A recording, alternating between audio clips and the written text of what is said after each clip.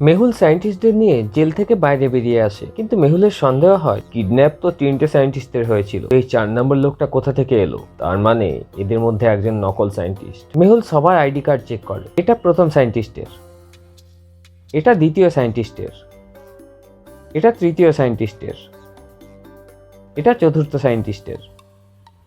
এবার এদের মধ্যে একটা আইডি কার্ড নকল। তুমি কি বলতে পারবে কোন সায়েন্টিস্টটা নকল? ভাবো এবং তোমার উত্তর কমেন্টে জানাও।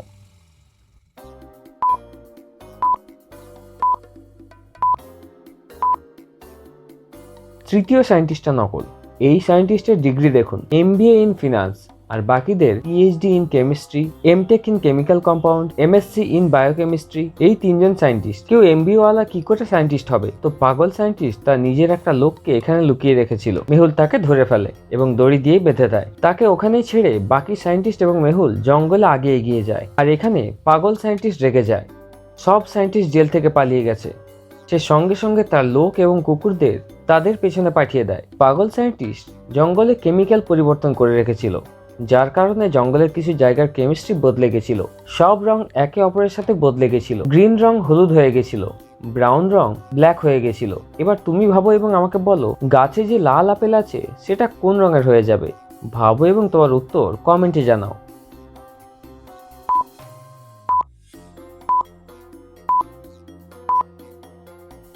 পাশে দেখো গোলাপি গোলাপের গাছ আছে, আর একটা গোলাপ নিচে পড়ে আছে। নিচে পড়ে থাকা গোলাপ লাল রঙের, মানে এটা পাগল সায়েন্টিস্টের এক্সপেরিমেন্টের আগে পড়েছিল। এর মানে এটা লাল গোলাপের গাছ, মানে লাল রং গোলাপি হয়ে গেছে, তাহলে আপেলের রঙও গোলাপি হয়ে যাবে। মেহুল আর সায়েন্টিস্টের এরকম গোলাপি রঙের আপেলের গাছ দেখে ভয় পেয়ে যায়। তাদের খুব জোর খিদে পেয়েছিল, কিন্তু আপেল না খেয়ে তারা এগিয়ে যায়। পাগল সায়েন্টিস্টের জঙ্গলি কুকুর মেহুল এবং বাকি লোকেদের খুঁজছিল। তখন পাগল সায়েন্টিস্ট পেছন থেকে জঙ্গলি বাদুড় পাঠিয়ে দেয়। বাদুড়গুলো উড়তে উড়তে মেহুল এবং সায়েন্টিস্টদের কাছে পৌঁছে যায়। বাদুড়গুলো তাদের জ্বালাতন করতে থাকে এবং কামড়াতে থাকে। মেহুল ফোন বার করে সাহায্য চাওয়ার জন্য, কিন্তু নেটওয়ার্ক আসছিল না। পাশে কাঠের ডান্ডা এবং পাথর পড়েছিল। ভাবো এবং আমাকে বলো, কি করতে পারে মেহুল সায়েন্টিস্টদের ওই বাদুড়গুলোর থেকে বাঁচানোর জন্য? তোমার উত্তর আমাকে কমেন্টে জানাও।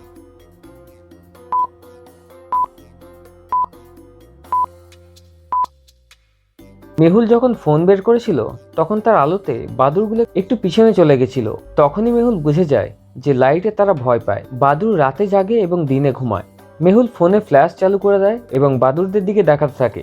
এটা দেখে বাদুড়গুলো ভয় পেয়ে যায় এবং সেখান থেকে পালিয়ে যায়। মেহুল এবং সায়েন্টিস্ট তাড়াতাড়ি জঙ্গলে এগোতে থাকে। মেহুল এবং সায়েন্টিস্ট জঙ্গলে ব্রিজের সামনে পৌঁছে যায়। ব্রিজের অবস্থা খুব খারাপ ছিল, আর সেটা যে কোনো সময় ভেঙে যেতে পারে। এর নিচে একটা নদী আছে যার স্রোত অনেক বেশি। যদি এটা সাঁতরে পার করা যায় তো নদীতে ফেসে যাবে। পাশে একটা নৌকা দেখা যাচ্ছে, কিন্তু নৌকা চালানোর দাঁড় নেই। নদী পার করার জন্য বড় বড় পাথর আছে। তো ভাবো এবং আমাকে বলো, কোন পদ্ধতিতে সবচেয়ে সুবিধা হবে নদী পার করার জন্য? ব্রিজ, সাঁতার, নৌকা নাকি পাথর? ভাবো এবং তোমার উত্তর কমেন্টে জানাও।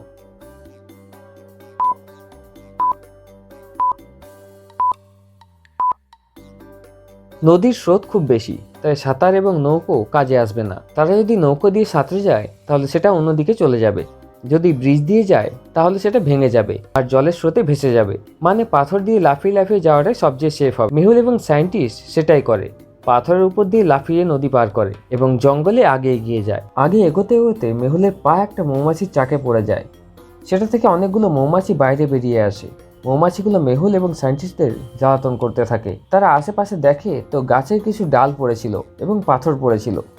এবার এই মৌমাছিগুলো থেকে বাঁচার জন্য কি করতে পারে মেহুল এবং সায়েন্টিস্ট? তাদের কাছে 4টি অপশন আছে। প্রথম হলো গাছের ডাল দিয়ে মৌমাছিদের তাড়ানোর চেষ্টা। দ্বিতীয়, তাদের উপর পাথর ছুটতে পারে। তৃতীয়, তারা খুব জোরে দৌড়ে পালাতে পারে। চতুর্থ, ওইখান দিয়ে আস্তে আস্তে হেঁটে পালিয়ে যেতে পারে। তোমার কি মনে হয় কোন পথটি সঠিক হবে? ভাবো এবং তোমার উত্তর কমেন্টে জানাও।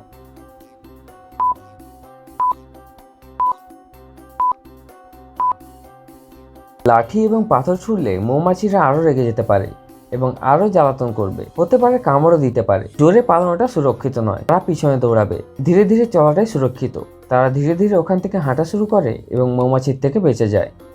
তখনই তারা পেছন থেকে কারো হেঁটে আসার আওয়াজ শুনতে পায়। মেহুল তার পাশে একটা ছায়া দেখতে পায়।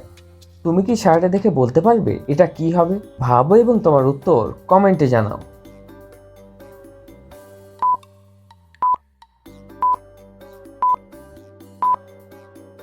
মাথাটা কাটা আছে, তার মানে এটা জম্বি।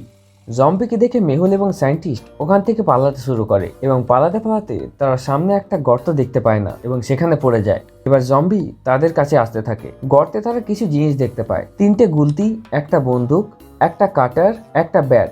এগুলোর মধ্যে কোনটা ব্যবহার করে তারা জম্বিকে তাড়াতে পারবে? ভাবো এবং তোমার উত্তর কমেন্টে জানাও।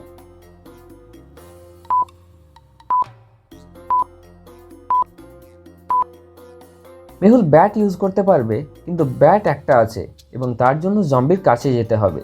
গুলতি ব্যবহার করা সবচেয়ে সঠিক হবে, তার দূর থেকে জম্বিকে মারতে পারবে এবং দূরে রাখতে পারবে। মেহুল এবং সায়েন্টিস্ট গুলতি ওঠায় এবং জম্বির ওপর পাথর ছুটতে থাকে। জম্বি ভয় পেয়ে এখান থেকে পালিয়ে যায়। মেহুল এবং সায়েন্টিস্ট গর্ত থেকে বেরিয়ে আসে এবং জঙ্গলে হাঁটতে শুরু করে। তখনই তারা হাইওয়ে রোড দেখতে পায়, কিন্তু রোড অবধি পৌঁছানোর জন্য তাদেরকে এই নদীটা পার করতে হবে। নদীতে পাথর পড়ে আছে। তারা পাথরের উপর লাফাতে শুরু করে। প্রথমে 2, 5, 10, 17তে লাফ দেয়। এবার পরের পাথর 24, 26, 28। ভাবো এবং আমাকে বলো তাদের কোন পাথরের উপর লাফানো উচিত, যেটা সুরক্ষিত হবে। যদি ভুল পাথরের উপর লাফায় তাহলে পাথর ভেঙে যাবে এবং তারা নদীতে ভেসে যাবে।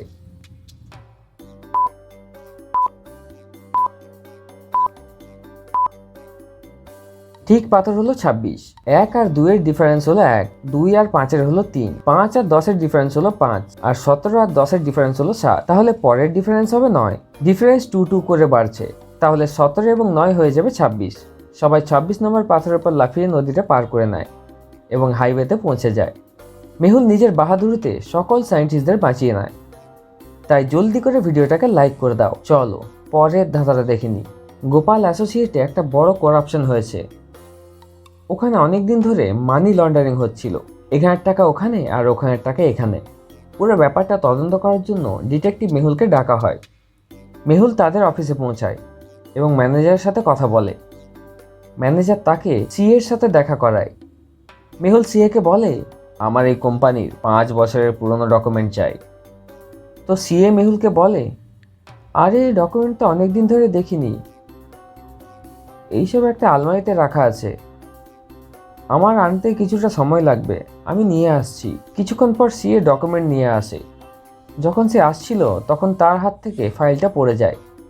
সে সেই ফাইল থেকে ডকুমেন্ট উঠিয়ে মেহুলকে দেয় আর বলে, এই নাও, যে ডকুমেন্টটা তোমার চাই। মেহুল ডকুমেন্টগুলো দেখে এবং বলে, এগুলো সব নকল ডকুমেন্ট, এগুলো তুমি এক্ষুনি বানিয়েছো। কিভাবে? মেহুল কিভাবে বুঝতে পারলো এগুলো নকল ডকুমেন্ট? তুমি কি বলতে পারবে?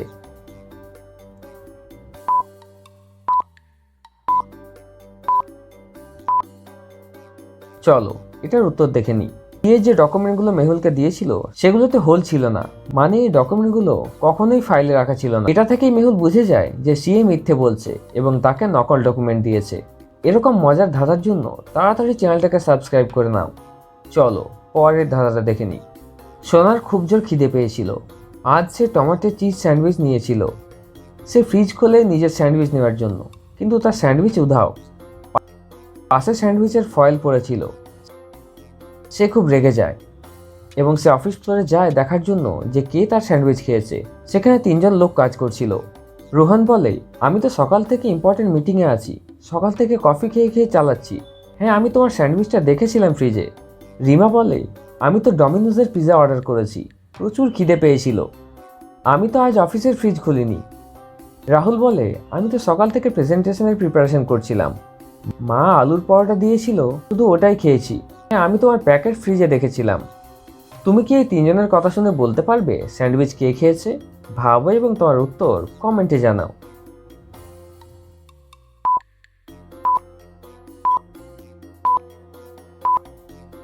চলো এটার উত্তর দেখে নিই। স্যান্ডউইচ রোহন খেয়েছে। রোহন কি করে জানলো সানা স্যান্ডউইচ এনেছে? তার স্যান্ডউইচ ফয়েল পেপারে মোড়া ছিল, সেখানেই সে ধরা পড়ে যায়।